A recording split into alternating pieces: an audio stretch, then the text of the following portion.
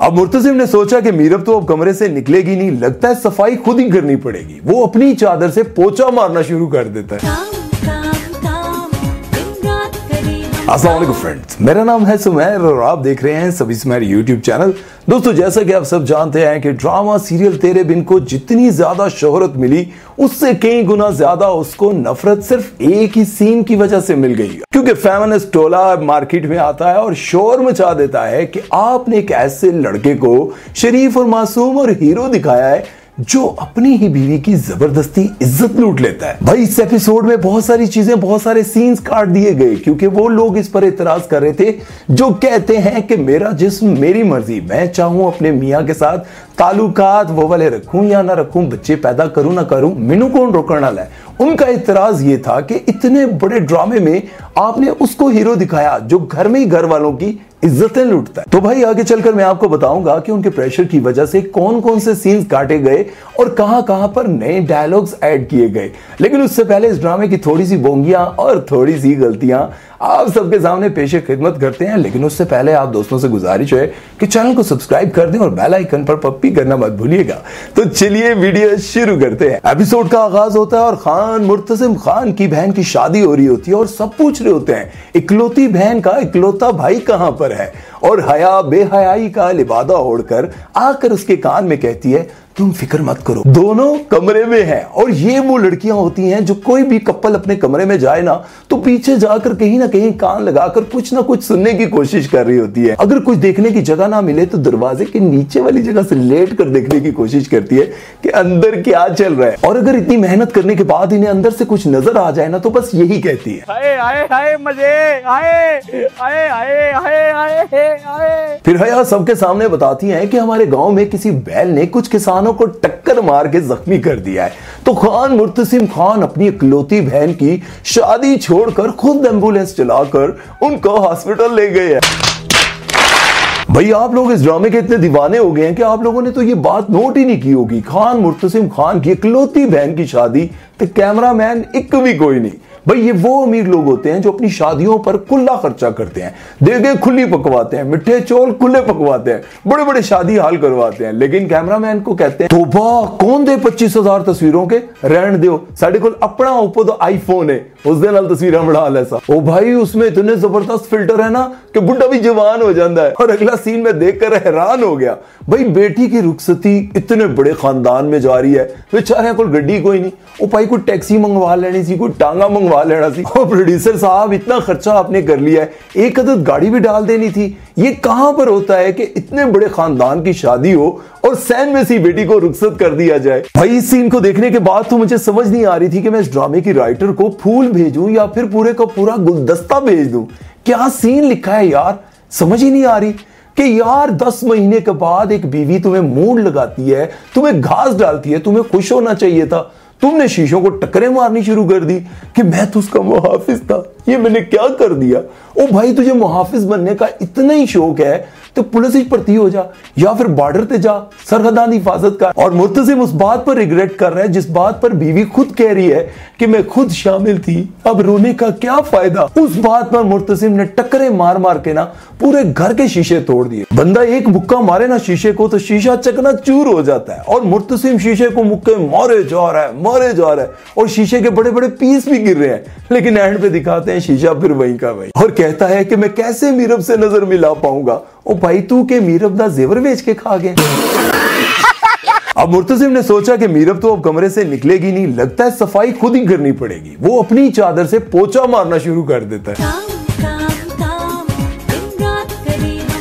मीरब आधी रात को रुस के जा रही होती है और चौकीदार को कहती है, गेट खोलो। चौकीदार कहता है, खान को इत्तला देनी पड़ेगी, मैं आपके लिए गाड़ी लगवाता हूं। तो आगे से कहती है, खान मुर्तसिम खान की बीवी का हुक्म है कि दरवाजा खोलो। मुर्तसिम खान की बीवी का हुक्म है, दरवाजा खोलो। इतना तुझे शौक है खान मुर्तसिम खान की बीवी बनने का तो अंदर दफाओ, अद्धी राती रोड पे की लपट जा रही हैं। और इतनी तुक दिखाते हैं वो भी पाकिस्तान के रोडों पर, आधी रात को इतनी खूबसूरत लड़की अकेली घूम रही है। तो भाई कोई बंदा नहीं रुका उसके पास, किथे जाना ने मैं लावा। भाई इधर तो खुसरा रात को रुका हो तो 14 रिक्शे, 22 मोटरसाइकिल, 13 टैक्सियां और 14 एक्सएल रुक जाती है। किथे जाना है? वो कहते हैं हाय ला दफा। मरियम रुखसत होकर जाती है और उसका शौहर बड़ी खुशी खुशी उसके कमरे में आता है और डायमंड की रिंग निकालता है और उसके हाथ में डालता है। अब सोचता है कि इसके हाथ पर एक पप्पी दे दूं। ऐसी करीब पहुंचता ही है तो हाथ मरियम पीछे कर लेती है। उसको मलिक रियाज की पपियां याद आ जाती हैं। ओह, मलिक जुबैर की पपियां याद आ जाती। मलिक रियाज को कितने याद आ गए यार, उन्होंने कड़िया पपियां होते हरीम शाह नहीं पता उड़िया। अरे बाप रे, ये तो धोती खोल रहा है। हाथ पीछे कर लेती है और कहती है मैं आपको हर्ट तो नहीं करना चाहती, लेकिन जिंदा दरगोर जरूर करना चाहती हूँ। मैं आपको सब बता देना चाहती हूँ कि शादी से पहले मैं मलिक जुबैर के साथ फंसी हुई थी। ओह मरियम बीबी, ये सब कुछ आपने शादी से पहले बताना था। आप कह रही हो मैंने हर्ट नहीं करना, पर आपको जिंदा दफनाना जरूर है। भाई पहले बता देती ताकि वो तंबू कनातों और देगों का खर्चा ना करता।